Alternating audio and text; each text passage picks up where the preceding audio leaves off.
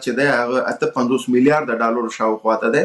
په دې کې د دوی واردات صادرات چې دی هغه 32 میلیارډ ډالر شاوخوا ته دی او همداراز دوی واردات چې دی هغه بیا تقریبا د دوی هغه کسر چې راځي هغه 6 میلیارډ ډالر ته رسیږي نو تقریبا 40 یا 15 میلیارډ ډالر شاوخوا ته د دوی یا 50 میلیارډ ډالر شاوخوا ته د دوی د وارداتو کیسه رسیږي.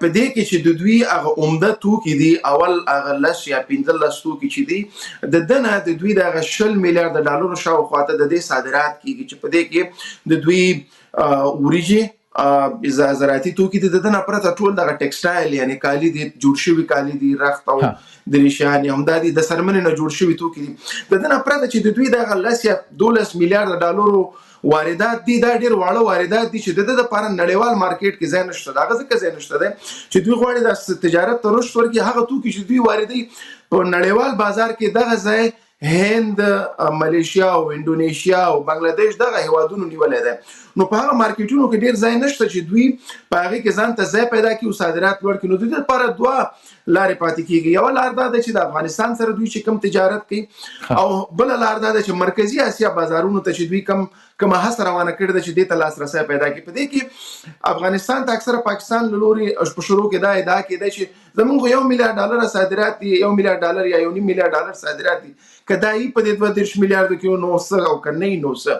په دې کې مهمه نقطه دا ده چې دغه 1.2 یا 1.3 میلیارډ ډالر چې صادرات چې دوی پاکستان ته لري په دې کې دغه توکي چې افغانستان ته صادرېږي دا دغه توکو د لپاره مکمل یو سکتور په دې تکیه ده. مثلا د سیمټو مثال کا موږ راواخلو د هندوستان د پاکستان د سیمټو صادرات د ټول کال بس 400 میلیون ډالر یا 500 میلیون ډالر شاوخوا دي. په دې کې 150 میلیون ډالر شاوخوا ته واردات تنه افغانستان کې. نو دا په دې معنی چې د دې د ټولو صادراتونه کومه 1.5 میلیون ډالر 1.5 میلیون ډالر او باسو نو صحیح ده چې په 22 میلیارډ کې نه معلومیږي خو د دوی د سیمټو سکتور چې دا هغه سقوط کیږي. همدا راز د دوی وریجې دي د وریجو صادرات د دوی په ټوله نړۍ کې بل شک دوی شاید 2 میلیارډ ډالر صادرات ولري خو هغه توکي هغه وریجې چې افغانستان ته صادرېږي 3.5 میلیون ډالر دا دوی نور بازارونو ته نه صادري. همدا راز کومه میوه‌جات ته وګورو هم بل خصوص دوايانو ته وګورو د نړیوال بازار کې د دوی دوايانې په نړیوال معیارونو برابر نه دي. نو کومه 1.5 میلیون ډالر د دوی کډري 900 میلیون ډالر ټول صادرات دی 1.5 میلیون ډالر ټول واردات تنه افغانستان کې. نو دا د فکر وکړي چې دوی دغه د دواګانو مکمل سکتور چې دی دا فلج کیږي. نو د پاکستان چې اوس دا سوال مینت را شروع کړی دی دا د دې لوی لامل دا دی چې صحیح ده دغه 1 میلیارډ ډالر ډیر نه دي اما دا هغه هیواد دی چې کله دوی آی ایم ایف او ورلد بانک سره کینی او سوال مینت ورته کوي دوی دغه 1 میلیارډ ډالر سوال کوي دا غوښنه 1 میلیارډ ډالر پور دا غوښنه راغواړي.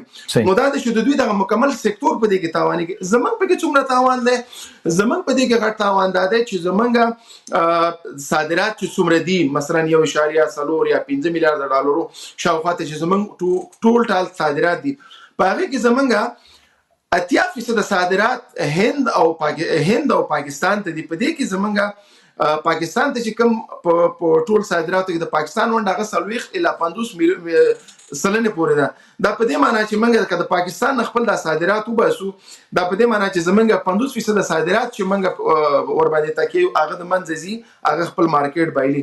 دویم دا دی چې لکه څنګه چې پاکستان خپل توکو د لپاره نور بدیل نه لري دغه صادراتو د لپاره همغه سیس موږ هم انګور د پاکستان نه بغیر نور هیوادونو ته امکانات نه لرو چې ولېګو.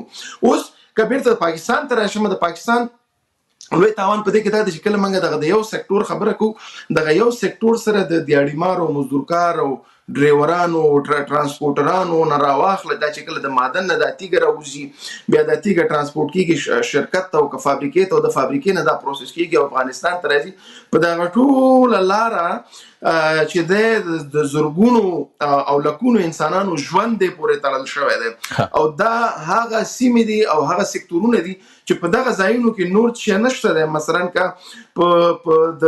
د خیبر پختونخوا یا کوزه پختونخوا په برخه کې چې کوم سیمټ فابریکې دي دوی نور بازار نه لري نو که دا فابریکې بند شي نو هغه خام مواد چې د قبایلو نه راځي دغه فابریکونه بیا د تورخم له لارې نه افغانستان ته په دغه لارې کې دغه ټول ولسونه او مخلوق پروت د دوی ژوند تړل شوی دغه توکو سره. نو د پاکستان چې شور ډیر کوي دغه یو لوی عمده لامل دا دی چې دوی تاوان ډیر لیدلی دی او د یو بل لامل هم دی چې په هغه باندې بیا کېدای شي موږ مخکې په خپرونه کې خبر وکړو. صحیح ده. زه راځم یو بل موضوع ته او دغه په تقده باندې چې دوه لوښي سره وټنګيږي خلک تنظیمي جوړي سره چې بیا بل واري ټنګونه خېږي. پاکستان سره 13 نه زیاتو کلو رئیسي مونږه فوق العاده اقتصادي ناستې شوې دي او 13 کال کې یا په 13 کالو کې بیا په 15 کالو کې فوق العاده ورسره تړونونه شوي دي، هوکړې شوي دي، وعدې کړي دي، هر شی کړي دي. ستونزه څه ده؟ طبعا ما تاسو هم ډېر ځل اورېدلي چې پاکستان وعدې کوي بیرته نه عملي کوي او د افغانستان لخوا ډېرې وعدې ورسره عملي شوي دي په تجارتي برخه کې. پاکستان سره ولې یوې هوکړې ته نه رسیږو د یو ګاونډي په حیث چې اقتصادي راکړه ورکړه مو له جنجاله خالي شي؟ Kann Schokolade wirklich gesund sein? Ja, das kann sie. Ich bin Uta Bellinger, Diplom-Ernährungsberaterin und ich erkläre euch warum. دلته دوه موضوعګانې دي چې دا ولې نه تطبیقیږي. یو موضوع دا دی چې موږ همیشه احتیاج پاتې شوي وو او احتیاج په دې معنی چې موږ د 2000 کال نه مخکې موږ امکانات نه درلوده چې د ایران د لارې نه خپل ترانزیت وکړو ځکه چې د ایران زیربنا ډېره ضعیفه او ګرچې موږ قانونا ترانزیت حق درلوده ما زیربنا ډېره ضعیفه ده. د پاکستان زیربنا جوړه ده، لارې هم اسانه ده، هم ارزانه ده، هم زموږ دپاره تګ راتګ نو پاکستان باندې موږ ډیر تکیو. بیا 2000 کال نه را پدې خواته چې کله جمهوریت دوره پیل شو په افغانستان کې هغه نو وروسته زمونږ لوی ستونزه دا و چې زمونږ اقتصاد ډیر نازک وضعیت سره داسې مخ شوی چې په موږ باندې فشار و چې موږ ورځ تر بلې هر کال خپل د اقتصادي رشد سلنې راپور وړاندې کوو او حکومت غوښتل چې خپل راپور وړاندې کړي او دغه رشد که چیرې زمونږ د پاکستان لارې نه ترانزیت درېده او موږ دغه ستونزه نه موږ کوم بندیز رامنځته کړی نو په هغې کې لویه ستونزه دا وه چې په حکومت باندې فشار افغان حکومت باندې فشار راتله هم نړیوال هم داخلي. دویم اړخ دا دی چې د پاکستان لوري سره لویه ګټه دا وه چې دوی پوهېدل چې که موږ هر وخت ترانزیت بندو پاک افغان حکومت به راځي او موږ سره به خبرو اترو ته کینی او بیا دغه په رڼا کې به موږ کولی شو په دوی باندې فشار وارد کړو او دا مسله به کینو سیاسي لارو چارو نه به دا مسله حل کړو. نو چون زموږ سره بدیل لاره نه وه موږ زموږ لاسونه تړل شوي وو. موږ همیشه کوشش دا کوو چې دا خو ستونزه حل شوه سره د دې ټولو ستونزو زموږ دپاره تر ټولو اسانه لاره همدا وه موږ دا په ځان منلې وه. خو په دې کې 2014 کال نه وروسته چې کله ولسمشر غني دوره پیل شو په دې کې موږ یو څه پرمختګونه داسې وکړل چې موږ هغوی ته ویلې چې که تاسې واګې ته زموږ موټر نه پرېږدئ نو د پاکستان موټر به بیا د تورخم نه دې خواته نه راوړي. نو په دې برخه کې موږ یو څه فشار وارد کړ اما په بشپړ توګه چې داسې فشار وارد شي چې پاکستان خبرو ته موږ اړ کړو هغه موږ نشو کولی چې یو اقتصادي اړخ و. دویم اړخ یې دا و چې حکومت کې دننه دغه د پرېکړو د تطبیق په برخه کې موږ ستونزه درلوده. ستونزه داسې وه چې یو وزارت زمون خواته لویه ستونزه دا وه چې که یو وزارت به د پاکستان نه د چرګانو واردات بند کړ نو په بل وزارت کې به هغه څوک چې هغه د ولسمشر د سترګو تور به هغه به لاړ ولسمشر ته به کېناسته د بل وزارت شکایت به یې وکړه بیرته به دغه پروسه خرابه کړه. نو زمونږ مثلا که د تجارت وزارت به یو تصمیم ونیو نو د زراعت وزارت او مالداري وزارت دوی به د دې مخه ونیوله. نو زمونږ خپله په دغه نظام کې دغسې ستونزې وي چې د هغې د کبله موږ نشو کولی چې قاطع تصمیم ونیسو. یو اقتصادي موضوع دویمه دا وه. اوس چې دغه پرېکړه شوې ده دا ولې د پخوا پرتله ډېره بېسارې ده. پاکستان دغه وخت همیشه د دوی درې عمده لارې وې د فشار. یو دا و چې امنیتي ستونزې رامنځته کول افغانستان ته دا همیشه د فشار آله وه. دویم د فشار آله د دې لپاره دا وه چې فشار به پرې راغی دوی ویل چې موږ مهاجرین وباسو. نو دا دویمه. دریم د فشار آله د تجارت و چې هم د اړخیز تجارت و هم د ترانزیت و. په دغه 1300 کلونو کې دوی دغه درې واړه فشارونه له لاسه ورکړل. اول دا دی چې هغه امنیت موضوع چې کومه موضوع افغانستان کې را منځ کېده، اوس د پاکستان کې د امنیتي موضوعګان دي چې شوي دي، دا موضوع د منځ لاړه. ورپسې ویل چې دوی ویل چې موږ ماجرو باسو، افغان لوري ورتل چې یا بسم الله راوي باسي موږ په قصه کې نو موږ درته نسوال کوو نه مینه کوو راوي لګي. دا فشار اعلی هم د منځ لاړه. نو پاکستان بل کم د فشار اعلی نه درلودل، نو دوی ویل چې راځه دا غوړ د تجارت نه کار واخلو. نو دوی دا فشار اعلی په کار واچول، خو دوی دا فکر و چې د تل په سر به افغان لوري خبرو تعذير شو، دا به موږ یو ډرامه وکړو. اما هغه څه چې د دوی نه په محاسبه کې غلطي وشو هغه دا و چې افغان لوري دغه تاوان په ځان ومنه. یو خو دا وخت داسې و چې زمونږ د صادراتو هغه سیزن تقریبا پای ته رسېدلی او زمونږ د انګورو نور موادو صادراتو سیزن چې هغه پای ته رسېدلی.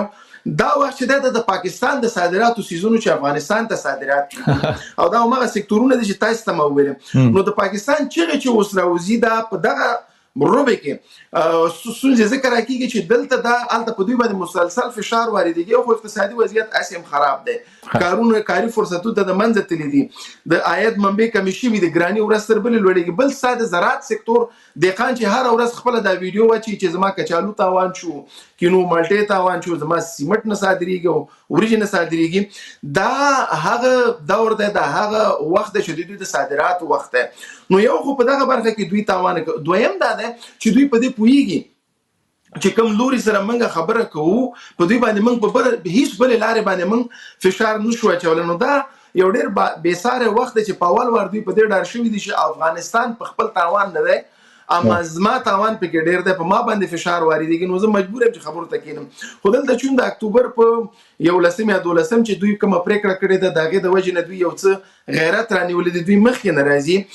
همداراز د افغانستان لوري باندې هم فشار نه واردېږي. نو دا ورځ تر بلې په دوی باندې دا فشار واردېږي. نو دې سره دوی دوه تاوانه وکړي. یو تاوان دا شو چې د فشار کومه آله دوی ځان سره په افغانستان باندې کارول، هغه فشار اعلی د فوق العاده د منځ لاړه. دویم تاوان دوی دا وکړي چې دوی فکر کوي چې زمونږ افغانستان سره تنه تجارت د پدې کې مهمه ده چې دغه نقطه نه پاتې شوی هغه دا چې د دوی ډیر کوشش لشي په نور نړۍ کې زمونږ صادرات نه کیږي. راځه د هلند مرکزی اسیا بازار چې کوم هندستان سره تجارت ولی موږ سره تجارت ونی کی، نو دغه مرکزی اسیا بازارونو ته دوی لار پیدا کړي او د دوی دومره خوشبینه دي چې په 2000 جمهوریت په دوره کې دغه 100 میلیون ډالر شاته دوی شاوخواته دوی صادرات درلودل.